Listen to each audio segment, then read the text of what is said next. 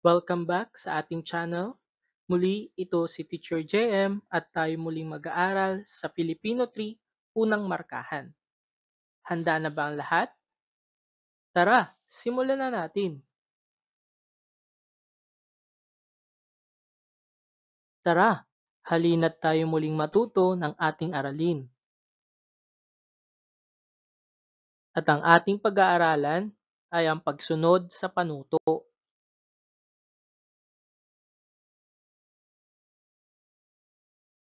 Ang kahalagahan sa pagsunod sa panuto ay nagpapakita ng ating pagkaintindi sa isang bagay.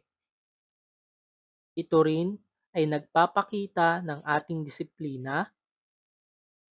Ang panuto ay ginagamit upang maging maayos ang isang proseso o bagay na gagawin.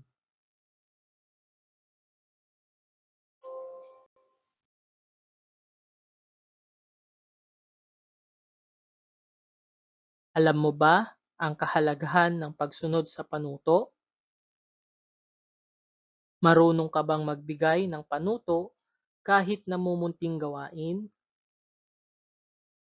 Paano nga ba sumunod sa isang panuto?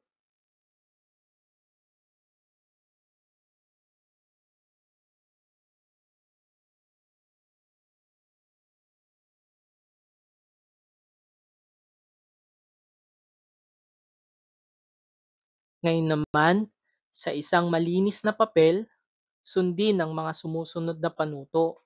Handa ka na ba? Tara, simulan na natin. Ang unang panuto, sa papel, gumuhit ng malaking hugis bilog.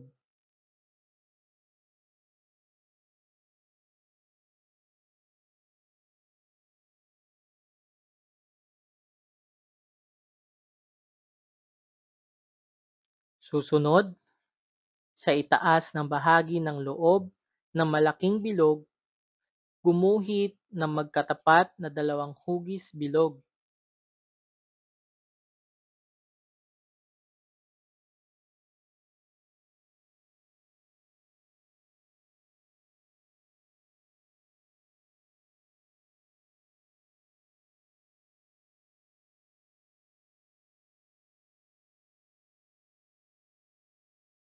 Ang susunod na panuto, sa gitnang bahagi ng loob ng malaking bilog, gumuhit ng isang may makatamtamang laking hugis tatsulok.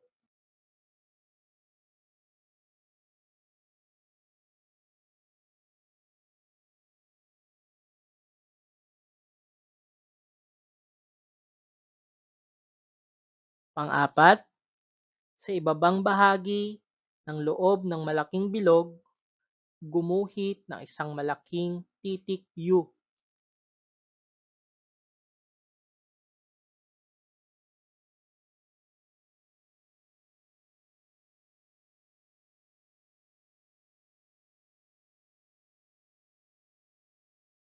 Panglima, ano ang iyong nagawa?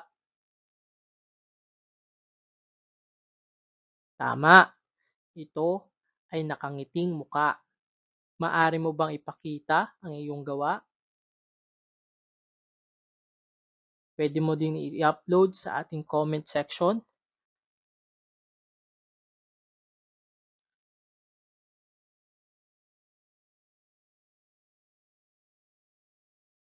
Maraming salamat sa inyong pakikinig. Sana ay marami kayong natutunan sa araw na ito.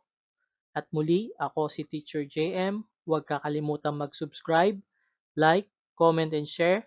And click the notification bell for more videos.